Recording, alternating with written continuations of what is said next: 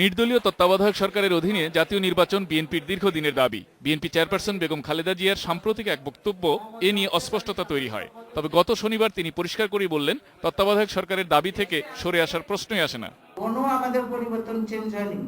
দলের সিনিয়র নেতারা মনে করেন, নামে কিছু যায় আসে না। সত্যিকারের সুষ্ঠু নির্বাচন করতে হলে নির্দলীয় সরকারের অধীনে শক্তিশালী নির্বাচন কমিশন দরকার। এটা সাধারণ হিসাব। এর জন্য নতুন কোনো থিওরি বা নতুন কোনো গবেষণার কোনো প্রয়োজন নাই। এখন ব্যাপার হচ্ছে সেই নির্বাচনটা কি ব্যবস্থার অধীনে হবে এই নিয়ে হলো আলোচনা।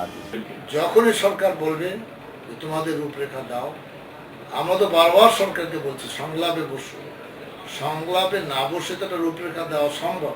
তারা মনে করেন 5ই জানুয়ারি নির্বাচনের মধ্য দিয়ে তৈরি হওয়া রাজনৈতিক সমস্যার সমাধান সবার অংশগ্রহণমূলক নির্বাচনের মাধ্যমেই সম্ভব। তত্ত্বাবধায়ক সরকার বা যে নামই হোক না, মূল বক্তব্য হলো যে নির্দলীয় নিরপেক্ষ সরকারের অধীনে সুষ্ঠু নির্বাচন।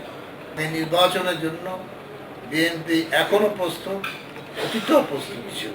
পাকিস্তানের একটা গল্প শুনতাম আমরা আর কি, যে এক সামরিক শাসক আর কি, জিয়াউল হক সাহেব নাকি নির্বাচন শব্দটা শুনলেই চুল খাড়া হয়ে যেত আর কি।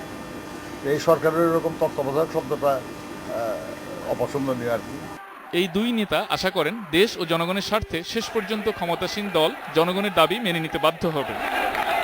Ilias Hossain, independent news, Dhaka.